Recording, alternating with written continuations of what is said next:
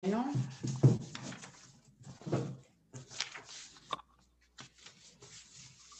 quedamos aquí.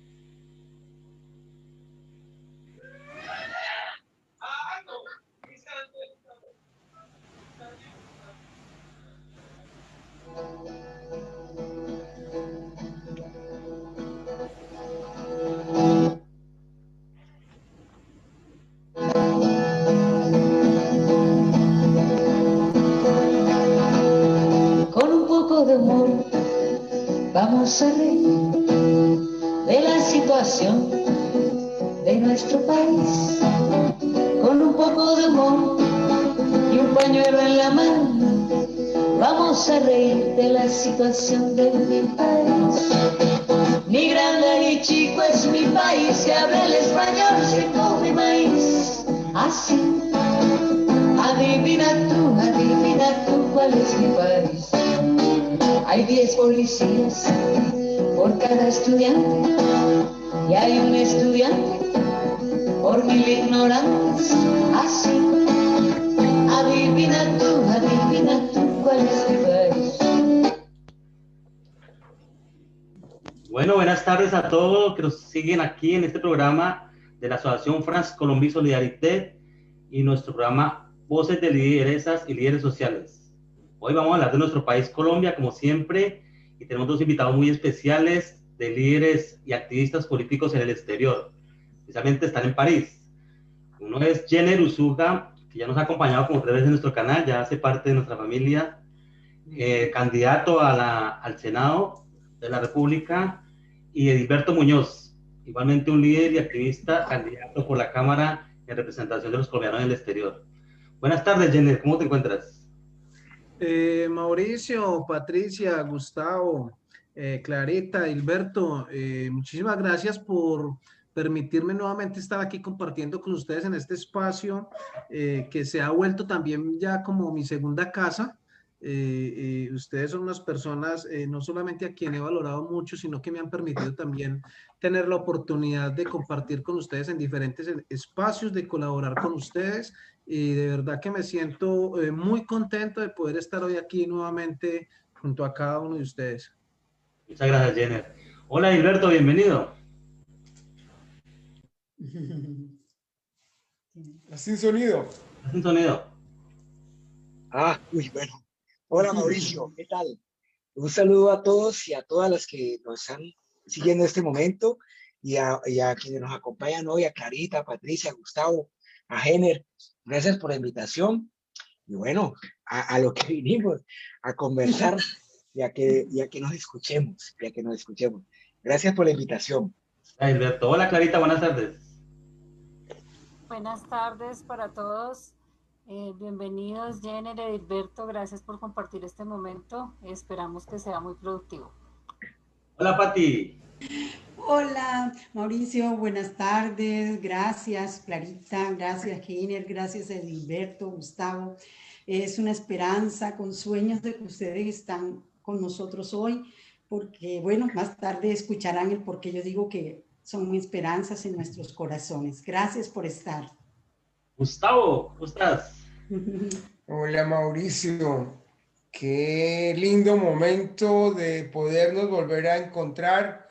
Tú ya vacunado contra el COVID. Clarita, Jenner, nuestro amigo y cómplice, se ha vuelto realmente un lazo muy fuerte que nos viene uniendo desde hace ya mucho tiempo. Edilberto, un hombre que tiene una trayectoria muy interesante, muy enriquecedora para ese pueblo colombiano, pero en particular para esa migración colombiana que vive en esta parte del mundo. seguramente tendremos la oportunidad de hablar de su testimonio de vida en este drama también sanitario que ha tocado al mundo y que él personalmente lo ha vivido y seguramente también es un ejemplo de lucha y de resistencia.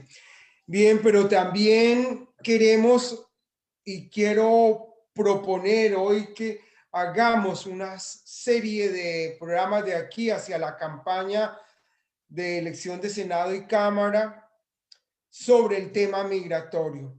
Hablar sobre esas realidades de la migración colombiana, que como bien lo mencionaba antes de estar al aire con Edilberto, esos miles y miles y miles de seres humanos que dejan el país y que la perversidad de esta sociedad de consumo hace todo lo necesario para crear condiciones muy difíciles.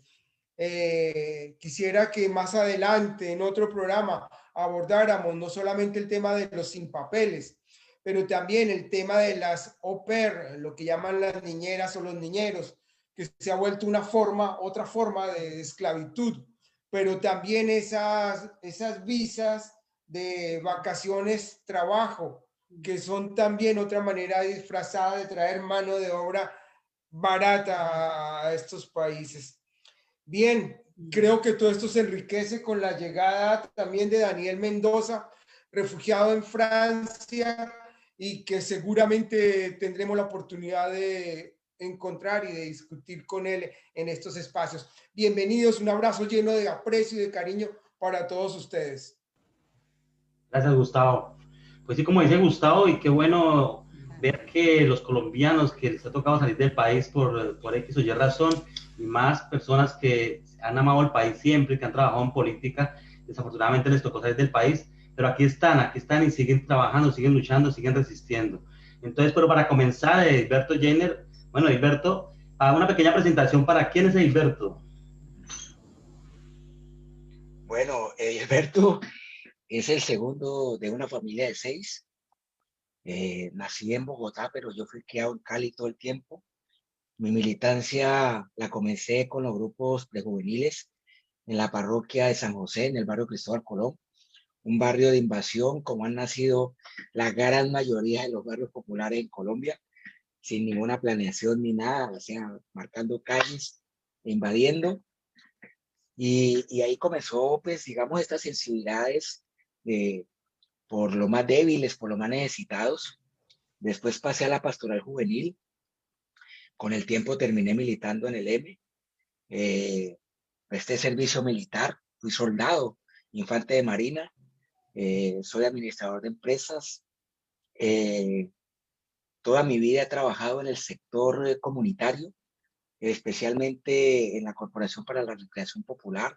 Después de que regresé de prestar servicio militar, estudiaba y trabajaba. Creamos un grupo de recreación en esa época, en el Año Internacional de la Juventud, y presentamos una propuesta de educación para el tiempo libre. En la corporación estuve cerca de 9 años y después pasé al Hospital Universitario del Valle a manejar todo el tema de bienestar social en el hospital más grande del suroccidente colombiano, y paralelamente hacía trabajo comunitario en la Comuna 1, la Comuna 20 y en Jumbo en la época con Rosenberg siendo alcalde. Aún era el M antes de irse para las toldas del Centro Democrático, y después vino el exilio. Como yo siempre he dicho, la única arma que teníamos era un papel, el lápiz y la voz, y eso ha sido un arma grandísima para aquellos en Colombia que no les gusta la paz, ni que les gusta que les revelen la verdad a la ciudadanía de un gobierno, de unos gobiernos indecentes que dieron pie para que surgiera la insurrección en Colombia como un acto de legítima defensa que después se degradó con el tiempo y llegó a lo que tenemos hoy. Y ya una vez aquí en Francia, pues empecé a reconstruir mi historia como un inmigrante más, haciendo lo que hacen todos y todas cuando llegan aquí, que son los trabajos que no les gusta hacer a esta sociedad de los trabajos pues que son catalogados como inservibles, y trabajé primero estuve haciendo aseo, limpieza, y después en mi bachillerato yo estudié mecánica industrial, y en mi bachillerato industrial terminé trabajando en una empresa haciendo post, vistiendo los edificios con estructuras de aluminio grandísimas y todas cosas. Terminé siendo jefe de equipo y posor, y después de unos 4 años me independicé, me metí al sector del transporte, creé mi propia empresa, y paralelamente a eso, como también vengo de familia de artistas, pues terminé cantando salsa, monté una orquesta de salsa hace como 12 años con músicos jóvenes aquí, y esa orquesta pues nos hemos paseado por toda Europa, hemos sido embajadores culturales de Colombia, y bueno, y eso lo hemos combinado en lo personal con el trabajo político y comunitario, como un actor social para estos inmigrantes que han llegado aquí, con una mano adelante y la otra atrás, a recomponer todas sus vidas. Y hoy, pues aquí estamos. Hoy soy candidato, después de haber pasado como decía Gustavo ahora rato, hoy estoy celebrando un año de una entubada por el COVID, que me tuvo 4 meses hospitalizado, 2 de ellos en coma, inducido. Fue difícil. Bueno, aquí estamos, combativos. Ya, gracias, Edilberto. Ya hablaremos de eso. Bravo por estar aquí. Jainer. Gracias. Bueno, compas, pues yo creo que el público de nosotros, de esta casa, me conocen bien, ¿cierto? Pero pues yo les quiero recordar que yo soy una persona criada en el campo, en Colombia, en la región cafetera, ¿sí? Participé activamente en política en Colombia desde los 18 años hasta los 24 años, 2 veces elegido el concejal más joven de Colombia en la época, por el movimiento político comunal y comunitario, que era el movimiento político que agrupaba las juntas de acción comunal, ¿sí? Luego, por temas de seguridad, pues abandoné el país, llevo ya 12 años fuera del país. Nunca he aceptado la condición de asilado, ¿sí? He sido un exiliado, pero nunca he querido aceptar el asilo, porque siento que es una condición que bloquea un poco la humanidad de las personas y limita la humanidad de las personas, sobre todo de los que nos sentimos como almas libres, ¿sí? Entonces, por esa razón nunca he aceptado el asilo. Estuve 9 años fuera de la política, pero desde que el compañero Gustavo Petro pues, decidió ser candidato presidencial para las elecciones del 2018, pues volví y comencé. Y me encontré con algo muy lindo que era esa parte de la vida mía que había abandonado, y que realmente cuando volví encontré que era lo que realmente me gustaba, que era mi pasión, que trabajar por las personas es mi pasión, que en esos 9 años había cometido miles de errores, tal vez por haber ido por otros caminos diferentes, pero que poco a poco pues he logrado acomodarme, organizarme, acomodar los pensamientos y prometerme sobre todo hacer todo lo posible para no volver a abandonar la lucha, porque creo que la lucha hoy es indispensable para poder mantener este proceso de cambio que reclama Colombia. Si no hay lucha, es muy complicado que Colombia pueda cambiar. Y esto yo no lo digo porque quiera hoy aspirar al Congreso de la República, sino que lo digo como una persona humana que también necesita que Colombia dé ese cambio, y lo veo desde ahí. Entonces necesitamos continuar luchando. Hoy, más que un candidato, yo me considero es un luchador que quiere fomentar en la juventud que nos ve todos los días esa lucha para que ellos puedan mantenerla y puedan transmitirla a otras generaciones, y que si no es en esta oportunidad, pues ellos sean los que encuentren en un momento la oportunidad exacta para poderle dar a Colombia el cambio. Entonces, ese soy yo, ese es Jenner Úsuga, una persona humilde de las bases. No les puedo hablar de títulos porque no tengo ningún título, solamente hice la primaria, entonces no les puedo hablar de títulos, pero me siento orgulloso de haber vivido en las condiciones que he vivido, que es lo que me ha enseñado tanto en esta vida y que me permite hoy darle el valor a las otras personas que todos tienen, claro. Así es. Gracias, Jenner. Bueno, yo haría una pregunta para Edilberto y Jenner. Primero, Edilberto, ¿podrías contarnos un poco sobre cómo es la migración colombiana en París? Si tienes cifras o análisis de quiénes son y en qué se ocupa esa migración, Edilberto. Bueno, a ver, cifras oficiales, las del consulado, pero pues nosotros sabemos que las cifras del Estado pues son cifras que no reflejan la realidad en ningún escenario. Entonces, en la migración menos. Se calcula unos 40.000 colombianos y colombianas solo aquí en la región parisina. Calculamos unos 40.000. De esos están en dos grandes grupos, diríamos, un grupo de estudiantes que han sido personas que han venido aquí a terminar sus estudios superiores de una manera voluntaria, ¿ya? Además, un grupo muy reducido, generalmente personas de clase media alta o clase alta, porque son muy pocos los ciudadanos o ciudadanas, hombres o mujeres, de clases populares que logran llegar a estas latitudes a desarrollar un posgrado o algo así por el estilo de especialización. Y del otro lado están los ciudadanos comunes, que de alguna manera hemos salido yo lo diría por esas causas estructurales del país. A unos los ha sacado la violencia, la guerra y tal, y a otros los ha hecho emigrar la situación económica, ¿ya? Los que hemos sido víctimas de esa guerra también es un grupo muy reducido, pero el otro grupo grande, el que llega en busca, digamos que son esos inmigrantes económicos,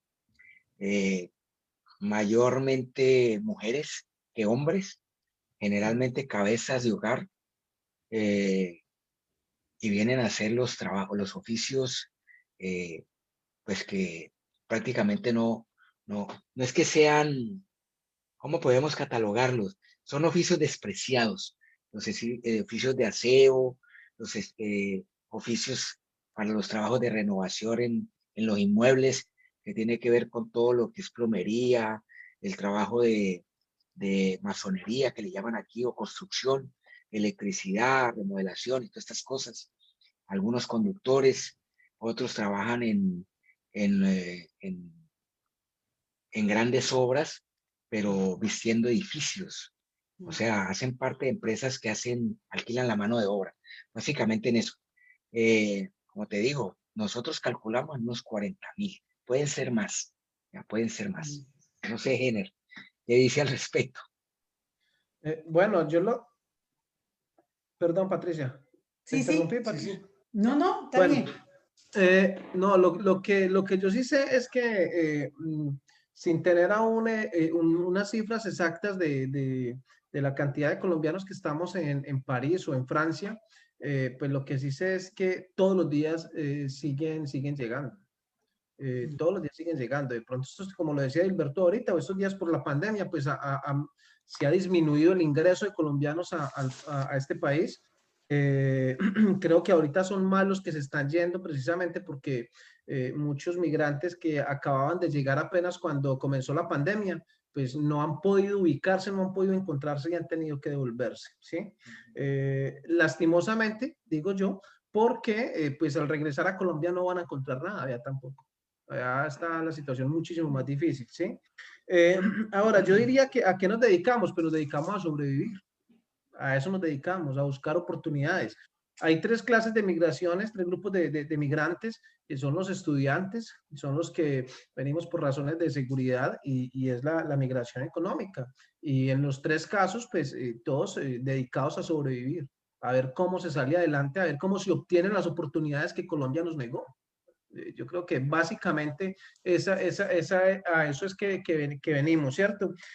Ahora, hay que resaltar, eso sí, que en el caso de Francia, el caso de Francia de pronto es un poco diferente a otros países donde el colombiano es catalogado de narcotraficante y de verdad están en esos países y arman, como se dice, entre comillas, sus combos, sus grupos, sus pequeños grupos de narcotráfico y eso.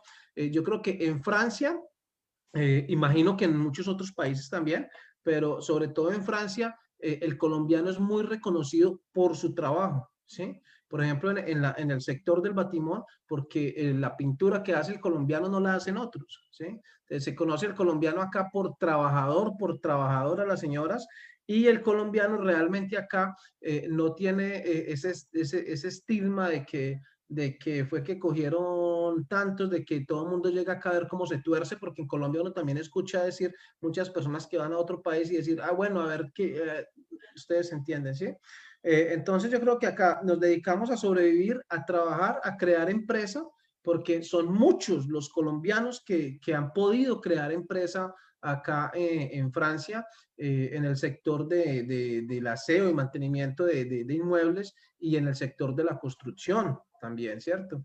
Últimamente vemos que también el comercio, almacenes de pintura, hay muchos restaurantes, bares y demás, ¿sí? Y yo creo que eso es supremamente importante. Dilberto es un empresario también del sector del transporte. Entonces yo creo que es bien importante ese fenómeno que está ocurriendo acá en Francia con los colombianos, y es que se han dedicado realmente a buscar esas oportunidades que Colombia no les permitió y que les permite acá salir a ellos adelante, sacar a sus familias aquí adelante y sacar a sus familias adelante en Colombia, ¿sí? Yo creo que eso a las personas que nos están viendo desde Colombia, yo sí quiero decirles que sus familiares aquí trabajan mucho, mucho. Los muchachos que vienen a estudiar, estudian en unos horarios y en los otros horarios los ve trabajando en un McDonald's, en un KFC, y trabajan y usted siempre los escucha decir eso. Entonces yo creo que eso hay que resaltarlo mucho en los colombianos que hay en este país. Imagino que por todos los otros países el fenómeno es parecido, pero yo hablo con propiedad de acá porque acá los conocemos y acá compartimos con ellos y aquí estamos siguiendo día a día lo que ocurre con cada uno. Gracias. Sí, sabemos que esta situación de estar en otro país pues es muy compleja de acuerdo a lo que ustedes nos dicen, y mucho más cuando no se quiere, cuando se ha tenido que salir sin querer. Quisiera saber, tanto para Dilberto como para Jenner, cómo pensarse a Colombia desde el exterior y cómo pensar trabajar por ella desde estas perspectivas que nos están comentando. No sé, Dilberto, si quieras comenzar tú. Bueno, a ver, lo que pasa es ser migrante lo enfrenta a uno a una situación muy compleja, porque uno vive dos realidades, y es la realidad que vivo para volverme a reinventar donde llego. Hay costumbres nuevas, hay percepción de la vida de otra manera, la cultura es diferente. En muchos casos, el idioma es un limitante, es una barrera terrible. Entonces, eso es un choque brutal. Y aparte de eso, queda toda esa historia allá, ¿no? Toda esa historia allá, de cómo hace uno para conciliar con las dos. A ver, y eso es un proceso de adaptación desde lo humano, ¿ya?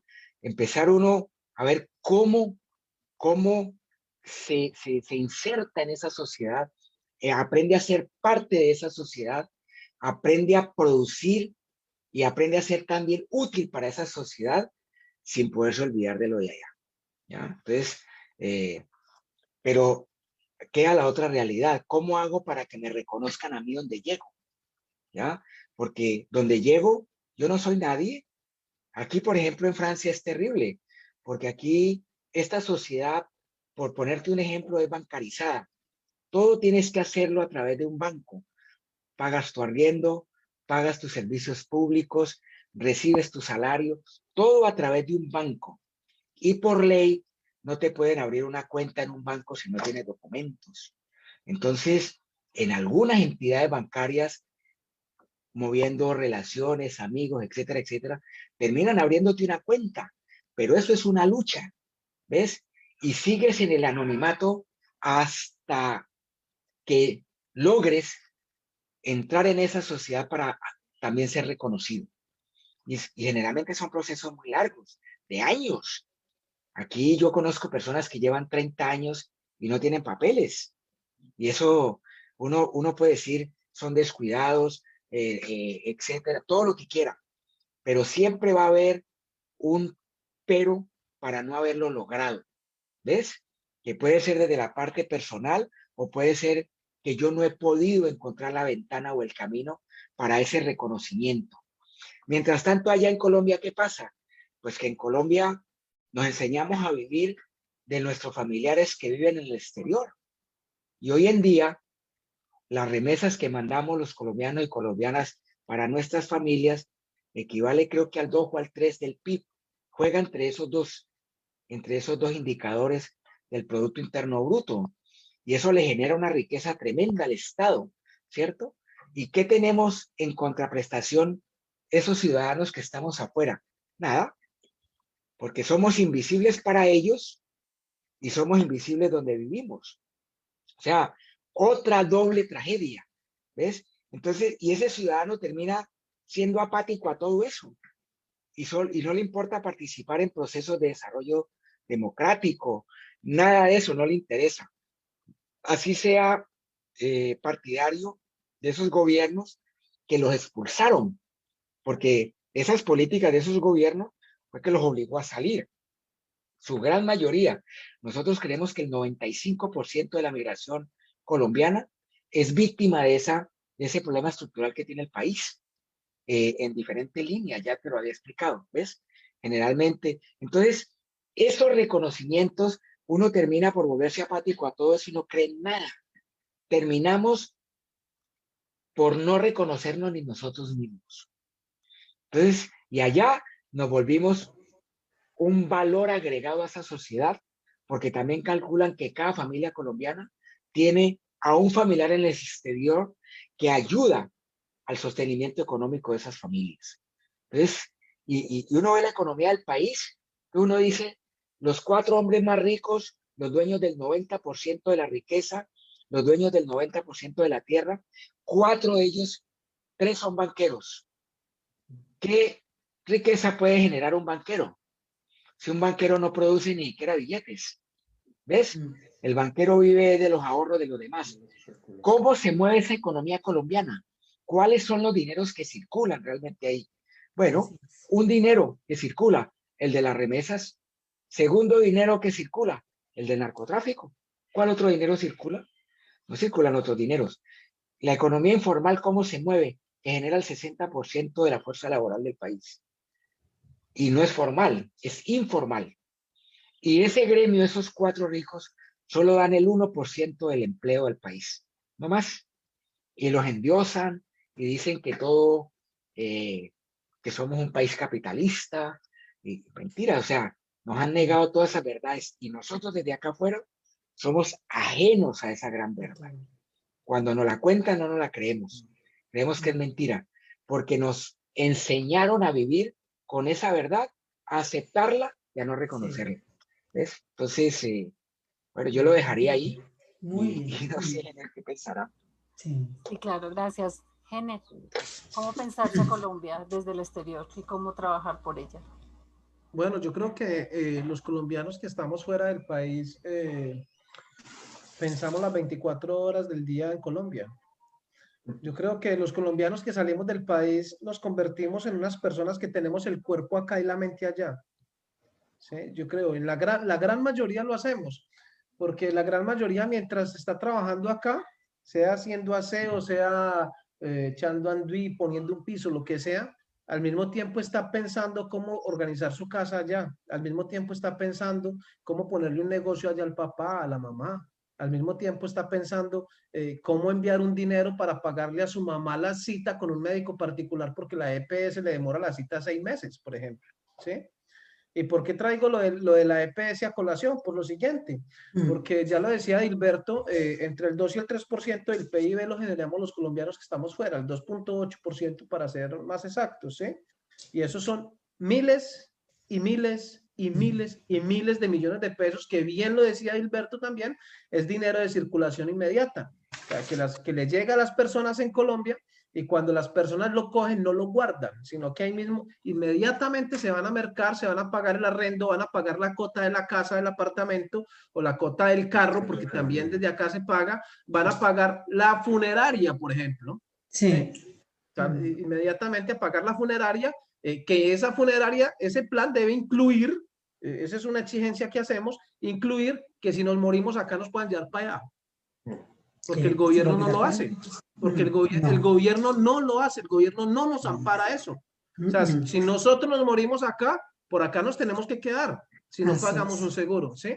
Entonces, esa plata de circulación genera muchas cosas para el Estado, pero también libera al Estado de muchas responsabilidades, ¿sí? ¿Cómo qué responsabilidad? Vuelvo y toco el mismo tema de la EPS. Entonces, por ejemplo, la señora que la cita se le demora 6 meses y el hijo o la hija estando acá dice, pero ¿cómo? Mi mamá está enferma, aquí la cita es en 3 días, ¿cómo voy a esperar 6 meses y está muy enferma? Tenga, mamá, le mando para el médico particular, pues ya liberó al Estado de una responsabilidad que era sanar a su mamá. ¿Sí? Ya lo liberó de esa responsabilidad. Resulta que también manda la plata para la educación de los hijos y hasta de los sobrinos y hasta de los primos y hasta del vecino, porque el vecino es muy pobre y usted sabe que somos muy solidarios. Entonces ahí hay otra responsabilidad de la que está liberando al Estado el colombiano que está por fuera, ¿sí? Y como esa, muchas. Por ejemplo, para suplir la vivienda, la necesidad de vivienda de las personas. El colombiano que está por fuera pues manda la plata para comprar la casa, se endeuda, compra un lote y construye su casa. Y nunca más acude a las ayudas del Estado, nunca más siquiera un crédito pues al Estado, ¿sí? Pues también está liberando al Estado de otra responsabilidad.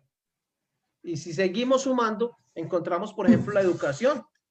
O nos traemos el hijo, la hija o el sobrino, la sobrina que estudia acá, o le mandamos la plata para que pague la universidad. También estamos liberando al Estado de otra responsabilidad, ¿sí? Entonces, esto para decir que el colombiano y la colombiana que estamos por fuera, siempre estamos pensando en Colombia, en cómo construir Colombia, así no caigamos en cuenta que lo estamos haciendo. ¿Sí? Porque cuando el colombiano que está por fuera piensa en generarle desarrollo y dignidad a su familia allá, pues está pensando en Colombia, está pensando en el país. Otros como nosotros, como ustedes y yo, por ejemplo, pues pensamos, aparte de eso que todo el colombiano común, el colombiano promedio realiza, pues también pensamos que hacer esta lucha es pensar en ayudar a sacar el país a Colombia y a sacar a Colombia adelante, perdón. Y entonces nos encontramos en estas asociaciones como la que tienen ustedes, como otras que existen, tantas, cientos creo que hay por el mundo, donde quiera que llegue un colombiano, organiza una asociación para ver cómo ayuda, porque somos muy solidarios, ¿sí? Entonces yo creo que siempre estamos pensando en el país de una o de otra manera. Muy bien, así es. Gracias, Jenner. Bueno, yo quisiera saber también de Edilberto y Jenner, ¿cuáles consideran que son las problemáticas comunes y más sentidas de los colombianos en el exterior?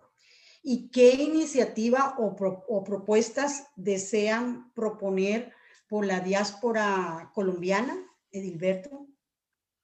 Bueno, a ver, primero que todo, yo quiero decirles que en Colombia se migra desde los años 60. Entonces, nosotros hablamos ya incluso de 3 generaciones de colombianos migrando y calculamos que la diáspora la componen alrededor de más de 10 millones de seres humanos. Y esos 10 millones de seres humanos no tienen un reconocimiento específico de ese país que los expulsó.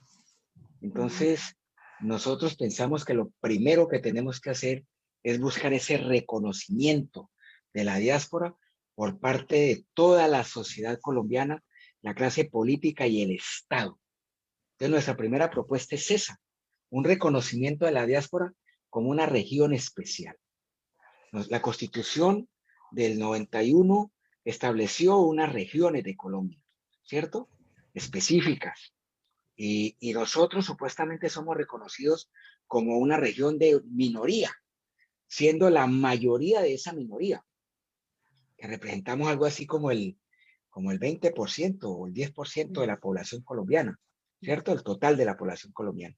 Entonces nosotros estamos diciendo que nosotros necesitamos que se reconozca dentro de la Constitución Nacional a la región número 7, que correspondería a la diáspora colombiana. Esa sería nuestra primera propuesta. La segunda es que Colombia tiene que vivir una era de paz.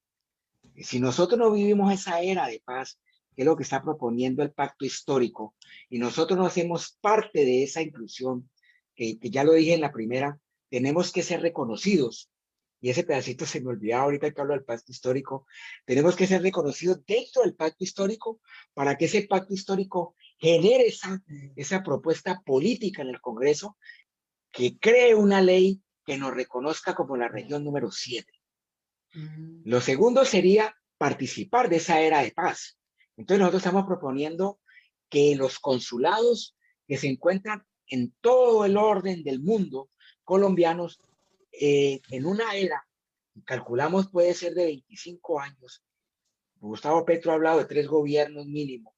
Bueno, nosotros decimos 25 años para que esos consulados funcionen como consulados de paz. ¿Cuál es la misión de esos consulados de paz? Pues justamente hacer pedagogía con esos colombianos y colombianas de lo importante que es la paz para reconciliar a Colombia. Conociendo la verdad, ofreciéndonos el perdón, viniendo la reparación, ¿cierto? Y la promesa de nunca más volver a repetir esa tragedia de 70 años en la que nosotros estamos inmersos. Lo otro sería generar unas políticas públicas para la diáspora, con unos programas muy específicos. ¿Cuáles son, por ejemplo? Así, voy a hablarlo, los emprendimientos, que los emprendedores de aquí podamos ser emprendedores también en nuestro país y generar empleo allá también, que nos den esa posibilidad de que esos saberes que tenemos aquí permitan también explotarlos allá en Colombia. 2, el reconocimiento de nuestros estudios en los países donde hemos sido acogidos y abrir también la posibilidad de que muchos más estudiantes vengan a capacitarse con nosotros a través de convenios y propuestas de educación, tanto de aquí para allá como de allá para acá. Colombia, por ejemplo, podría ser un laboratorio experto para trabajar todos los temas de violencia de lo social y hasta lo clínico. Manejos de urgencias en los hospitales, ¿cómo lo hacen? ¿Ves? Que nosotros somos pioneros en eso. Vivimos con la violencia todos los días. Generar esas políticas públicas para que nuestra cultura, nuestras raíces no se pierdan a través de los consulados, haciendo festivales, encuentros, promoviendo a los artistas, promoviendo a todas estas expresiones que deambulan por el mundo y han sido embajadores gratuitamente de esa Colombia que conoce la gente, pero que allá nunca la hemos podido reconocer. Entonces, en una propuesta seria, generar unas políticas públicas para la diáspora que permitan integrar a los colombianos y colombianas en torno a ese pedacito de Colombia que son los consulados, ¿ya? Programas de repatriación, los programas de las jubilaciones y pensiones, son cosas muy específicas que trabajaríamos. Procesos de regularización de los colombianos y las colombianas en convenios muy graves con los gobiernos. Lo otro sería el primer censo social.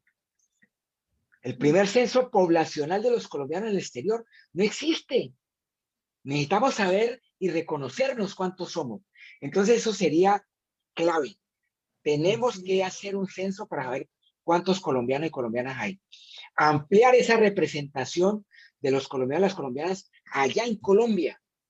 A ver, se dice que por la Cámara, por cada 350,000 habitantes podría haber un representante a la Cámara.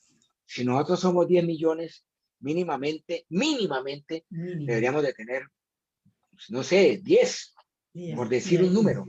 Bueno, pongámoslo personas, pero aumentemos esa participación. Y lo último sería, en un proceso ambicioso, poder un día llegar a elegir a nuestros cónsules. que sea la diáspora la que elija a los cónsules, las personas que van a desarrollar esas propuestas políticas a través de los consulados de paz. Eso es lo que estamos proponiendo hoy desde nuestra visión de lo que se tiene que generar para la diáspora. Nosotros no vamos a hacer un programa para Colombia. Allá tenemos 180 senadores y tenemos 100 y pico de senadores y yo no sé cuántos congresistas, 170 creo, que se ocupan de eso.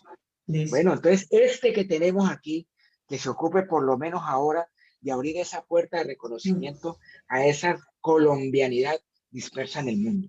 Eso es lo que estamos proponiendo. Gracias, Edilberto. Heiner. Bueno, yo estoy completamente de acuerdo con Edilberto en que el principal problema que hay es la falta de reconocimiento por parte del Estado. Es necesario que la Constitución y la ley pues den ese reconocimiento, reconozcan que hay una migración colombiana y sobre todo el número, reconozcan que somos casi 10 millones de personas que estamos por fuera, que esos casi 10 millones representan el 20% más o menos de la población de Colombia, que finalmente, pues a hoy ni siquiera estamos seguros de cuánto es la población que tiene Colombia, ¿sí? Pues yo creo que eso es lo principal, porque a raíz de ese reconocimiento, pues el gobierno tendrá que ponerse en equilibrio con una deuda histórica que tiene con los colombianos que están por fuera. Hay una deuda histórica con los colombianos que en tiempos de crisis y en todo momento son los que han ayudado y aportado en la economía del país. Entonces, hay una deuda histórica que el gobierno tiene que cumplir y por no cumplirla es que no se da el reconocimiento. Por no cumplirla es que no se acepta que hay una migración de este número, de este tamaño. Además, porque pues también tendría que salir el gobierno a explicarle al mundo por qué. ¿Por qué Colombia tiene una migración más alta que los países del Medio Oriente que han vivido siempre en guerra? Y nosotros supuestamente somos un país que firmó la paz. Entonces tendrían que explicarle eso al mundo. Tendrían que explicarle al mundo, entonces, qué han hecho con toda la plata que han recibido de tantos y tantos y tantos países, pues precisamente para evitar que un fenómeno migratorio como el que se ha dado en Colombia ocurra. Y esas explicaciones son precisamente las que no quieren dar. O sea, hay un factor político ahí dentro. Si ese reconocimiento se diera, si ese reconocimiento se realizara, pues lo primero que va a ocurrir es que colombianos en el exterior serían un número mayoritario en el Congreso de la República. Casi que automáticamente. Si hay un reconocimiento político, nosotros no vamos a tener solamente un representante a la Cámara. No, vamos a tener casi 20 representantes a la Cámara y no sé cuántos senadores. O sea, automáticamente seríamos, digámoslo, por entenderlo de alguna forma, el grupo étnico con más representación política dentro del Congreso de la República. Y esa representación política dentro del Congreso de la República mayoritariamente, ¿qué generaría? Pues va a generar unas leyes favorables a esa migración. Unas leyes favorables a esa migración, como por ejemplo, que el Estado pueda subsidiar viviendas para los colombianos que están por fuera. Porque hoy hay un negocio muy grande del sector privado en el tema de vivienda, y si ustedes me dan 30 segunditos de más, yo se los explico. Porque yo también caí en esa estafa, porque eso prácticamente es una estafa. Entonces resulta que hay unas constructoras que se dedican a construir vivienda en Colombia legal entre comillas, porque ellos también reciben el subsidio del Estado, ¿sí? Y lo aplican para ayudar a construir esas viviendas y ofrecen eso a colombianos que están por fuera, sus proyectos. Cuando a usted le ofrecen ese proyecto, a usted le dicen, con 5 millones lo separa. Tiene 2 años para que pague la cuota inicial. Usted paga la cuota inicial y cuando usted paga la cuota inicial, lo que le dicen es que le van a hacer un estudio del crédito. ¿Por qué no se lo hicieron 2 años antes? ¿Por qué no se lo hicieron 2 años antes? Y entonces ahí usted se encuentra con el principal problema para ese crédito y es que no tiene papeles. Es que usted está en una situación irregular, porque además quiero decir que no es ilegal. Hay veces decimos que, es que estoy ilegal o fulano está ilegal. No, no hay una sola persona ilegal en la migración. Irregular. que es diferente, ¿sí? Mm. Entonces, cuando le hacen el estudio del crédito, la persona se encuentra que le dicen, no, es que usted no tiene papeles, usted allá es ilegal, es irregular, eso, ellos nos llaman ilegales, eso no puede. Entonces usted dice, listo, devuélvame entonces la plata, porque pues si no me puede hacer el crédito, y cuando le van a devolver la plata, le dicen que no le devuelven sino el 60% o el 50%. ¿Sí?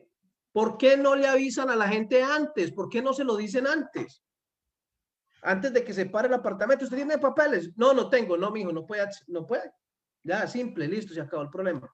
Pero la gente cae en eso porque el Estado no tiene unas políticas de vivienda que estén dirigidas a los colombianos que están por fuera del país, como no tiene políticas en ninguna parte del Estado hay políticas dirigidas para los colombianos que están fuera del país. Entonces, yo termino ahí con eso, y es que el principal problema es el reconocimiento. El día que lo reconozcan, a partir de ahí cambia todo, absolutamente todo.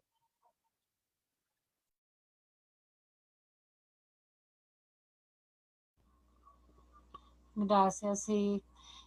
Escuchándolos, quisiera hacer una pregunta y es, con todo esto, con el manejo de medios de comunicación, con el panorama que ustedes nos cuentan, ¿cómo logran ustedes estar actualizados de la coyuntura del país y cómo hacer para que todo esto que ustedes nos están contando también lo sepamos aquí en nuestro país y la realidad de los colombianos en el exterior pues no esté tan oculta y tan desconocida?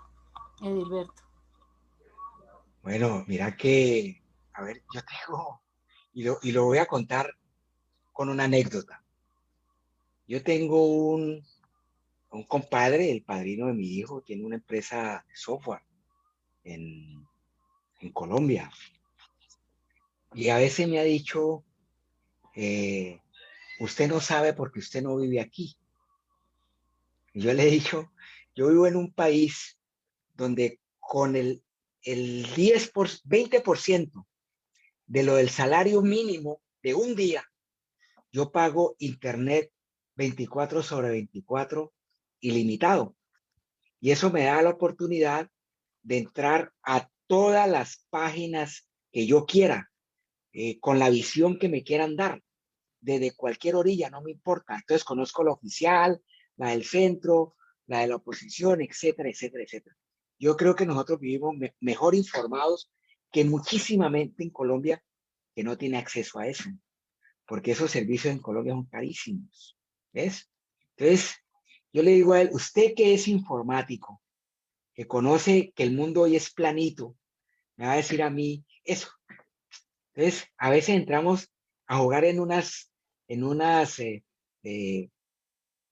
yo diría, tendencias mañosas para desdibujar la verdad, la realidad, ¿ya?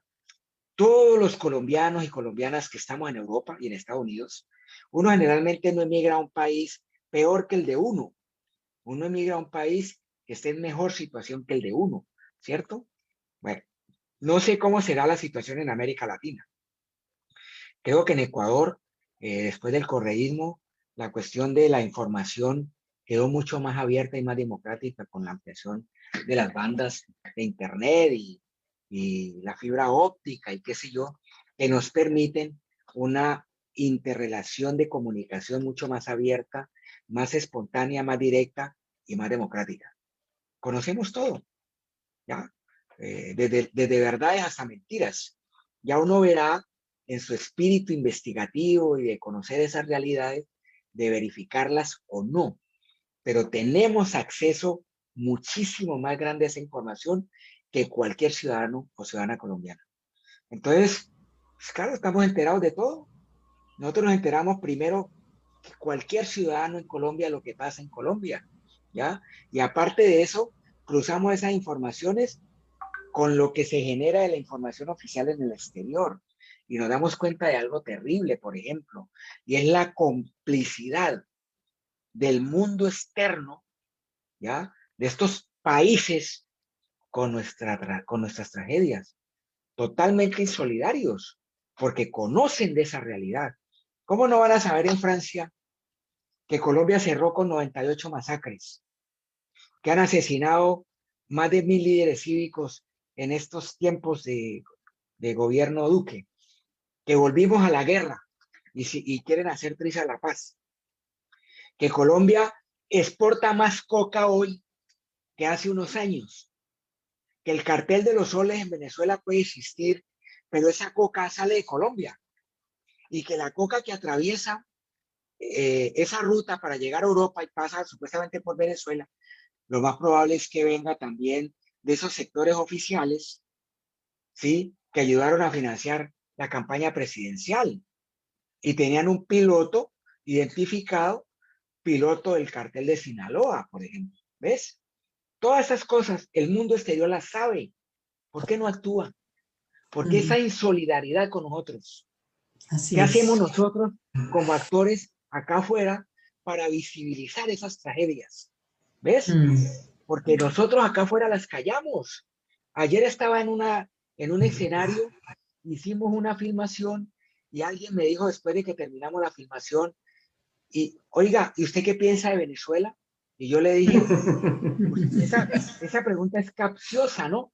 Es capciosa, le dije, ¿ya? Pero se la voy a responder, no va a pensar que le voy a huir, ¿ya? Y le respondí, le dije, pues a ver, a mí no me puede gustar Maduro, pero la tragedia de Venezuela la solucionan los venezolanos y no nosotros, ¿ve? Independientemente de que a mí me guste o no me guste Maduro, eso no tiene nada que ver. Total. Ahora, se paró otro y me dijo, es que a usted le gusta el gobierno venezolano, ¿por qué no se va a vivir allá? Y yo le dije, por la misma razón que usted no se vuelve para Colombia. Por la misma, pero yo tengo una más, es que yo no soy venezolano, yo soy colombiano, ¿ve? ¿Y usted por qué no se devuelve para Colombia? Usted que es patrón, que tiene plata, que tiene propiedades, etcétera, etcétera, etcétera. Si eso es tan bueno, ¿por qué no se va de aquí? ¿Cierto? ¿Por qué me echa a mí? A mí me echaron de allá y ustedes nos siguen echando de aquí. Usted que también vino echado de allá. Le dije, ¿quiere que hablemos de Venezuela? Le voy a hablar de Venezuela. En Venezuela el 2020 cerró con 98 masacres. No. ¿En Venezuela mueren los niños de hambre? No. En Colombia sí. ¿En Venezuela asesinan líderes cívicos? No. ¿En Venezuela trafica el gobierno con coca? Posiblemente, pero no siembran una hoja de coca. La coca la siembran en Colombia y la procesan en los laboratorios del Fernando, ¿cómo es? El ex embajador, al que le cogieron 3 laboratorios de coca. Le dije, eso lo dije. ¿Ves? A ustedes no les gusta que uno les diga eso. Eso hay que decirlo también. ¿Por qué este mundo exterior que sabe eso no se solidariza con nosotros? Yo le escuché a un periodista muy reconocido en Colombia algo hace unos años. Si nosotros los colombianos lloráramos como lloran los venezolanos, nosotros nos hubiéramos ahorrado 70 años de guerra. Y con eso cierro. Excelente. Así es, gracias. Jenner. Bueno, yo creo que nosotros nos damos cuenta más rápido por una palabra que necesitamos todos, y esa palabra es libertad. Es la libertad lo que nos permite a nosotros acá poder estar informados. Es la libertad la que nos permite tener unas condiciones económicas diferentes, digámoslo así. ¿Sí? Decía Gilberto el tema del internet. Pues mientras acá usted con 20 euros paga un plan ilimitado para todo el mes, en Colombia la gente recarga 1000 pesos diarios, si acaso. Y cuando una persona en Colombia recarga 1000 pesos de internet, pues él no va a ir a buscar noticias, él va a saludar a la familia. Va a responderle el mensaje a un amigo. Así es. ¿Sí? Entonces, esas condiciones que a nosotros nos genera este país no son las condiciones que le generan a los colombianos las mismas empresas que nos venden a nosotros acá ilimitado. Porque es que no son otras, es que son las mismas. Es que las empresas que venden allá el internet, por ejemplo, para pegarnos en el tema del internet, son empresas extranjeras. Son las empresas que acá tienen contento al de acá con la plata que le quitan al de allá. Eso hay que decirlo, y eso ocurre en muchos sectores económicos, ¿sí? Entonces yo, para no alargarme mucho en esa respuesta, es eso, ¿no? Estamos mejor informados porque hay más libertad. Gracias, Jenner. No, creo que terminamos. Bueno, por todo esto que hemos escuchado, y me parece muy importante que somos muchos colombianos que hay en el exterior y desafortunadamente pocos los que participan en política, digamos así, o en cosas de nuestro país. ¿Cómo hacer, o sea, para despedirnos, cómo hacer que estos, por ejemplo, lo que decía Alberto, ¿no? Vienen colombianos a estudiar o económicamente a buscar su trabajo, son echados de Colombia, como tú dices, todos somos víctimas del Estado de una u otra forma, y la gente piensa que, por decir algo, por ejemplo, en Francia hay algunas oportunidades, por ejemplo, pagan menos el estudio, la universidad, la salud es buena, bueno, hay muchas cosas que son mejores que en Colombia, pero que tal vez ellos no saben que también fue por medio de luchas que se han conseguido estas cosas en estos países, y que eso es lo que queremos en Colombia igualmente, que se luche por una cosa para que los colombianos no tengan que salir a otros países a hacer lo que tenemos derecho en Colombia, a la educación, a la salud, al trabajo y al derecho a la vida. Entonces, para cerrar, ustedes dos, por favor, hay un Colombia que está corriendo y que es muy importante, que es muy urgente, que se llama el Pacto Histórico, al cual ustedes como colombianos del exterior también se la están jugando, se la van a jugar como candidatos. Es como para que la gente entienda más qué es ese pacto histórico y cómo hacer que los colombianos del exterior, que salimos, que fuimos echados, como dices tú, del país, podamos volver, o por lo menos que no salgan más colombianos echados, sino que de pronto salgan de turismo, pero que tengamos las oportunidades que tenemos en otros países, porque todo se consigue con luchas. Entonces, para los colombianos en el exterior, sobre todo, este mensaje del pacto histórico, y para despedirnos. Muchas gracias. Bueno, a ver, te digo, a ver, nosotros que venimos de un movimiento de revolución como un acto legítimo, la rebeldía es reconocida por el derecho internacional humanitario como un acto de defensa legítima. Y en Colombia la rebeldía nace justamente por eso. El gobierno masacraba campesinos liberales por el solo hecho de ser gaitanistas y los obligó a armarse. El gobierno usaba en esa época a los paramilitares de hoy. Ayer eran los chulavitas y las águilas negras, no me acuerdo cómo llamaban, pero eran los que usaban, eran el brazo armado de la policía desde lo civil para hacer ese trabajo cochino, ¿cierto? Entonces, venimos pidiendo un diálogo nacional hace décadas. Cuando el M-19 surge, Jaime Bateman hablaba del sancocho nacional. ¿Y qué era eso? Era sentarnos a conversar. Hacer la paz, decía él, entre la burguesía y el pueblo. No es entre las Fuerzas Armadas y un grupo levantado en armas, no. Es esa paz que necesita ese pueblo para poder desarrollar a toda una nación. Y venimos pidiéndolo décadas. Cuando Gustavo Petro se presenta en el 2010 a la presidencia, él habla de un diálogo nacional. Y solo hasta ahora, para el 2022, creemos que vamos a lograr ese pacto histórico. Yo creo que por eso lo llamaron histórico, porque vamos a empezar a construir una era de paz para Colombia, una era de futuro. ¿Quiénes están invitados a participar en el pacto histórico?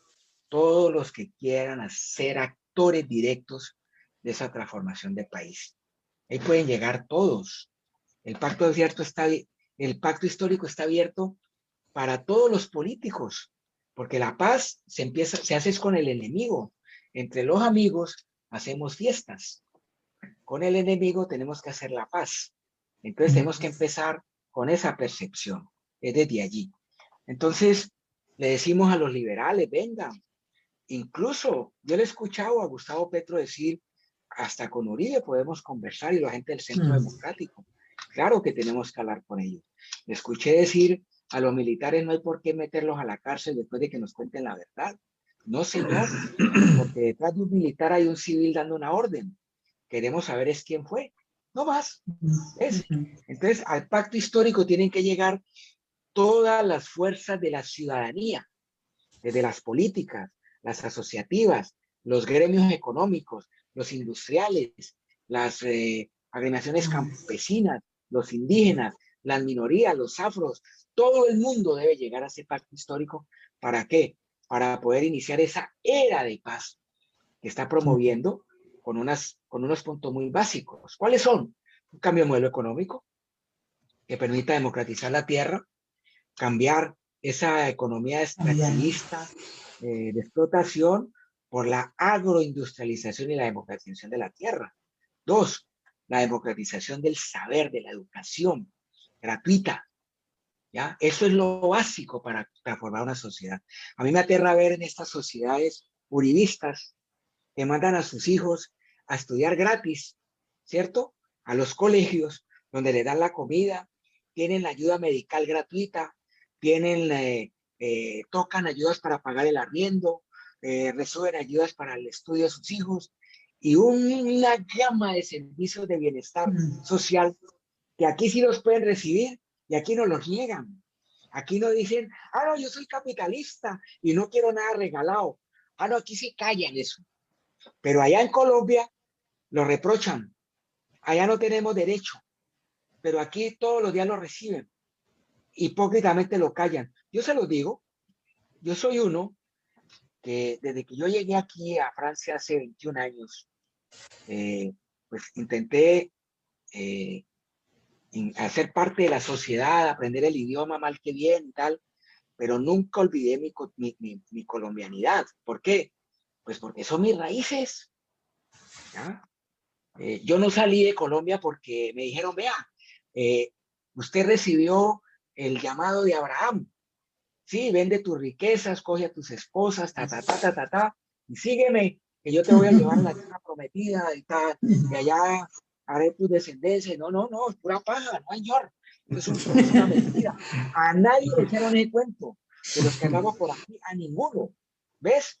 Entonces, digámonos esa verdad. ¿Salimos por qué? Pues por una estructura grandísima que nos expulsó. Y si aquí recibimos beneficios de esos, un país que se hizo rico trayendo de otras partes, ¿cierto? Nosotros que somos ricos naturalmente, porque la riqueza de nuestra tierra es para que nosotros fuéramos los millonarios del planeta, no los chinos, sino nosotros, ¿ya? 2 océanos para explotarlos como queramos, territorio donde tiremos una semilla, ahí nace un árbol, aguas, todo lo tenemos, todo, la biodiversidad, la minería, todo lo tenemos. Si nosotros que tenemos todo natural para ser ricos, ¿por qué nos negamos nosotros esa riqueza y permitimos que solo unos pocos profiten de ella y además no la vendan? Porque no la venden. Es lo peor. No la venden. La riqueza no es. ¿Ves? Entonces, en eso tenemos que ser muy congruentes. Y eso es lo que le decimos a la diáspora. Vea, hay que reconocer esta verdad. Esta es la verdad. Esto que usted recibe aquí, debería recibirlo allá. Claro, para que ningún colombiano tenga que volver a salir. Y si salimos, ojalá sea a cumplir ese síndrome de Abraham. Vamos a hacer riqueza a otro lado, porque me cansé de la que tengo aquí. Así, algo muy fácil. Muy bueno, muy bueno. Bueno, yo les voy a, en esta ocasión les voy a tomar los minutos que no tomé ahorita, y es por varias razones. La primera es que yo creo que muchos, Mauricio, muchos de los colombianos, la gran mayoría de los colombianos que están por fuera o que estamos por fuera, pues no se interesan o no nos interesamos en los temas de política y de cambio nacional por una razón, porque venimos de allá donde realmente no valía la pena interesarse, porque pues siempre lo han dicho así, no vale la pena interesarse en política porque todos son los ladrones, porque todos son lo mismo, porque después de que llegan allá se olvidan, ¿sí? Y cuando llegan acá, pues no conocen la historia de lo que ha ocurrido acá. Y el desconocimiento de esa historia, pues les lleva a encontrar una sociedad que les ofrece algunos derechos, les ofrece algunas garantías, sin saber por qué o cómo la consiguieron, y pues aprovechan, profitan, como decimos nosotros, de esas garantías, de esos derechos que la ley aquí sí les da, y siguen su camino, porque llegaron acá y encontraron eso muy normal, ¿sí? Y siguen su camino derecho, y sobre todo haciendo dinero, porque pues, la mayoría de las personas que vienen es una migración económica, que vienen con el propósito de cambiar económicamente sus vidas y eso les impide pensar en otras cosas, ¿sí? O sea, su mentalidad está ahí en que me voy a estar 3, 4, 5 años, finalmente son 10, 15 o 20, ¿sí? Pero en inicio uno viene por 3 años o por 5 máximo para una casa y un negocio y su mentalidad está concentrada solo en eso, ¿sí? Está concentrada solo en eso y eso impide a las personas preocuparse por otros aspectos del país, ¿sí? Entonces, yo quiero dejarlo claro como primero. Como segundo, Edilberto, pues yo creo que sí, en Colombia los chulavitas comienzan a aparecerse por los lados de la fiscalía ya. Yo creo que allá se comienza, ese fenómeno comienza a aparecer y eso habrá que irle haciendo atención, ¿sí? Yo recuerdo un debate que había en el Congreso, en el Senado de la República, donde el senador y compañero Gustavo Petro le respondió al senador Mejía. Cuando el senador Mejía le dijo, usted sobra en este Congreso, el senador Petro recordó la canción del baile de los que sobran y le dijo, aquí, si nosotros somos gobierno, usted no sobrará. Tal vez necesitaremos que esté un poco más leído, pero usted no va a sobrar, dijo el senador Petro, ¿sí? Entonces, yo creo que ese día comenzó el pacto histórico del que después hablan, ¿sí? Ese día comenzó el pacto histórico y ese día comenzamos a entender que nadie sobra en Colombia, que todos son supremamente importantes para poder cambiar el país. Lógicamente hay algunas responsabilidades judiciales. Hay algunas personas que judicialmente deberán responder por algunas cosas, pero siendo muy graves esas cosas, pues Edilberto tiene razón y también Gustavo Petro en decir, pero aún la gravedad, si nos cuentan la verdad para poder reconstruir nuestra historia de la manera correcta, ¿sí? Pues todos podrán seguir construyendo en este país, podremos hacer las paces, podremos hacer la paz con ustedes también, ¿sí? Porque todos son importantes. Y en ese ejemplo, pues los que han, digamos, ocasionado daño mucho o poquito al país, pues también son importantes en este pacto para que la verdad que ellos conocen permita ese cambio de la historia, que la historia se cuente en la forma correcta, ¿sí?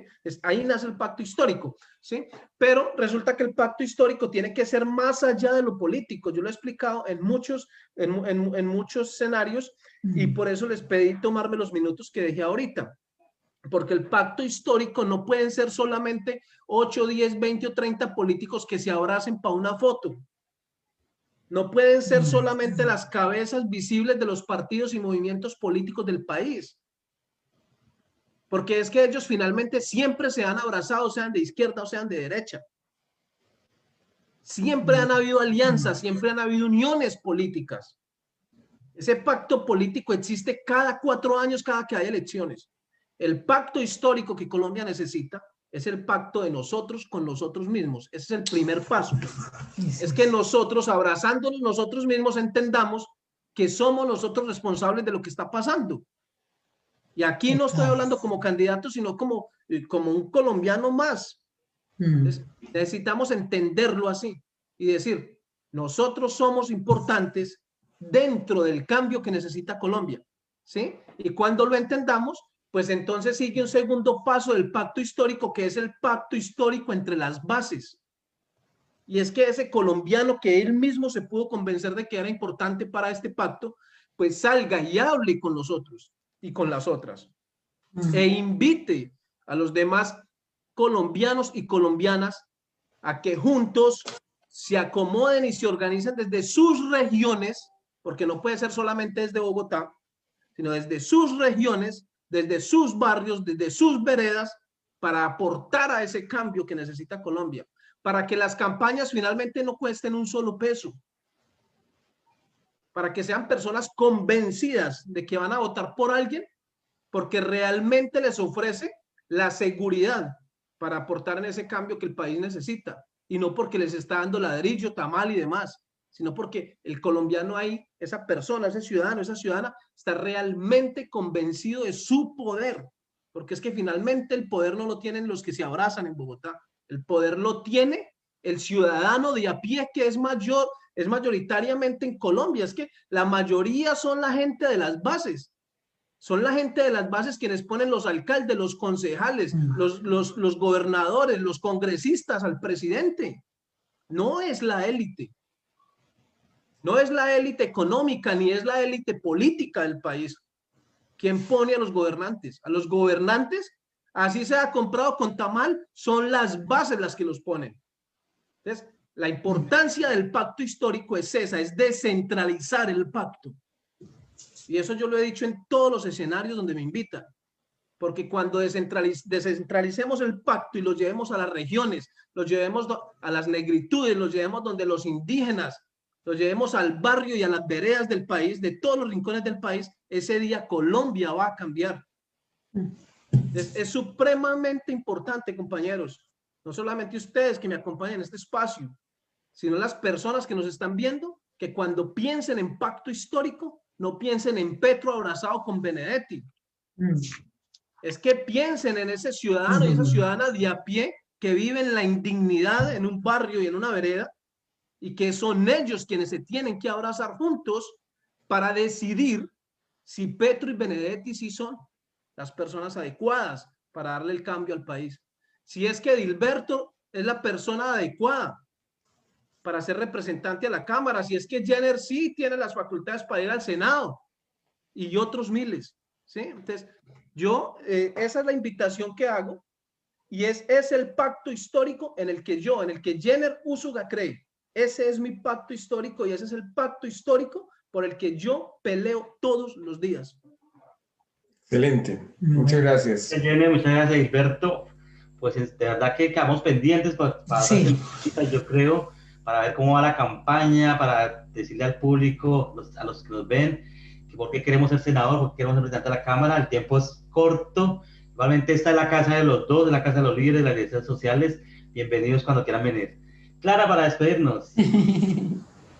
No, solamente agradecerles pues toda la información que nos brindan y desearles que éxito, energía en este proceso, que realmente tengan espacios para que den a conocer todo lo que desconocemos acá de los colombianos en el exterior y que el trabajo que estén haciendo pues tenga éxito. Muchas gracias. Sí, verdad. Yeah. Bueno, a ustedes muchas gracias y siempre estaré disponible para acompañarlos. Patricia. Gracias nuevamente. Son personas muy valiosas. Ante todo tienen ese amor, tienen esa esperanza que mueve todo y no pierdan ese sentido del humor, que de verdad nos hace vibrar y tienen muchísimo que aportar. De verdad, muchísimas gracias por todo. Muchísimas gracias. Gustavo. Bueno, como lo decía comenzando, el primero de una serie de invitaciones que esperamos que se vuelvan regulares y periódicas hasta el triunfo de ese pueblo colombiano que merece una sociedad diferente. Afortunadamente, gente tan valiosa como la que ha pasado por este programa y como lo son ustedes. Felicitaciones y nos veremos muy pronto, compañeros. Gracias.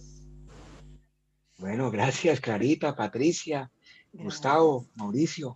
Hasta la próxima. Hasta pronto. Adivina tú cuál es mi país. Hay 10 policías por cada estudiante.